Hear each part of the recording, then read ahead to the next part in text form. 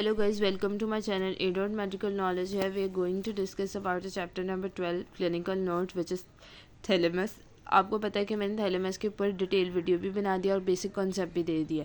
उसके बाद अगर आप क्लिनिकल प्रॉब्लम सॉल्विंग की भी मैं वीडियो बना रही हूँ ताकि जब आप वार्ड्स में जाएं तो आपको पता लग जाए कि ये बीमारी का किस तरह डायग्नोस करना है। और क्लिनिकल सॉल्विंग अक्सर औकात पेपर में भी आ जाती है, ठीक होगा। तो ये इंपॉर्टेंट होता है काम, क्लिनिकल सॉल्विंग सबसे इंपॉर्टेंट काम है। तो पहले आप वीडियो देखिए A.Medical नॉलेज पर जाके थैलेमस की, उसमें मैंने डिटेल बताई है। और उसके बाद ये वीडियो क्लिनिकल नोट देखे तो थैलेमस के बारे में कोई कन्फ्यूजन नहीं रहेगी आपको। अब देखिए कि हमारे पास एक 45 ईयर ओल्ड मैन आ रहा है और वो सडनली डेवलप कर रहा है वीकनेस अपने लेफ़्ट लेग में। 12 आवर्स से वो कह रहा है मेडिकल वार्ड में, और कह रहा है कि 12 घंटे से उसको लेफ़्ट वाले लेग में दर्द हो रही है, ठीक है। जब हमने उसकी एग्जामिनेशन की तो हमें पता लगा कि पैरालिसिस हो गया उसका लेफ़्ट लेग का, जिसकी वजह से उसके जो लेफ़्ट लेग के आर्म के मसल्स है वो वीक हो गए। मसल्स जो होते हैं वो इफेक्ट कर रहे हैं लिम्स को, जिसकी वजह से टोन इंक्रीज हो गया, मतलब टेंडन रिफ्लेक्स एग्जेजरेट हो गया। टेंडन रिफ्लेक्स एग्जेजरेट हो गया लेफ़्ट साइड बॉडी का। सेंसरी लॉस आ रहा है लेफ्ट साइड ऑफ बॉडी का। ऑल्सो सुपरफिशियल और डीप सेंसेशन भी नहीं फील हो रही है। हमने जब एग्जामिन किया पेशेंट को तो हमें एग्जिबिट हुआ कि स्पॉन्टेनियसली जर्की मूवमेंट हो रही है, ठीक है, लेफ़्ट लेग की।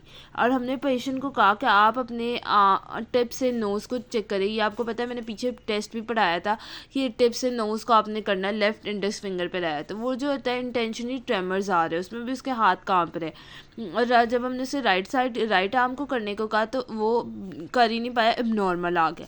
दीज पेशेंट जो हमें इससे पता लग गया कि इसका left leg 3 days later patient start to complain agonizing pain in the left leg. तो फिर वो उसने 3 दिन बाद हमें बताया कि लेफ्ट लेग में भी पेन है।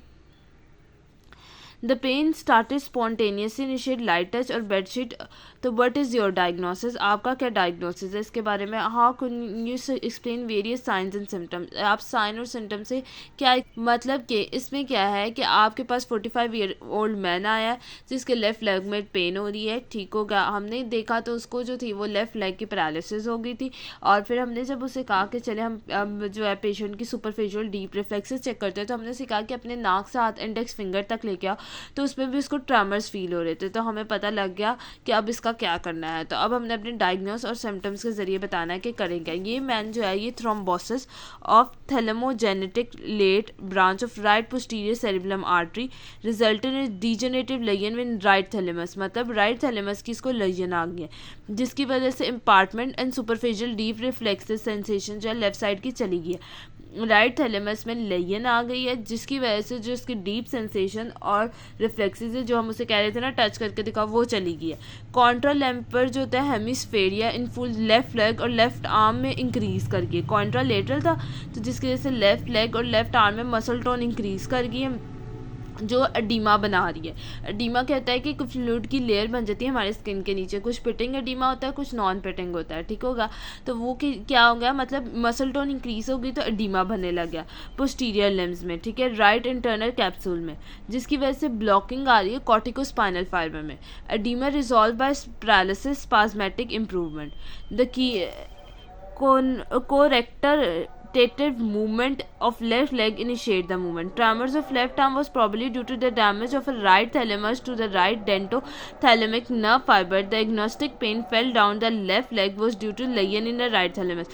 मतलब इधर उधर की बातें जो अंदर क्लिनिकल में लिखे ना वो आप भी अपना आंसर बढ़ाने के लिए बता दें। बात इतनी सी कि राइट थैलेमस की लेजन हो गई है, जिसकी वजह से उसके सुपरफिशियल और डीप सेंसेशन जो है वो चली गई है, और कॉन्ट्रालेटरी हेमेरेजिया हो गया है, जिसकी वजह से उसकी ऑपोजिट कॉन्ट्रालेटरल साइड है उसकी जो है मसल टोन ज़्यादा हो गई है, जिसकी वजह से जब एडीमा उधर बना है तो एडीमा के बनने से जो पोस्टीरियर लिम्स के अंदर इंटरनल कैप्सूल में जो जाना था ट्रैक बनता है कॉर्टिकोस्पाइनल ट्रैक, उसके अंदर क्या आ रही है, ब्लॉकिंग आ रही है, जिसकी वजह से एडीमा हो गया है, ठीक होगा।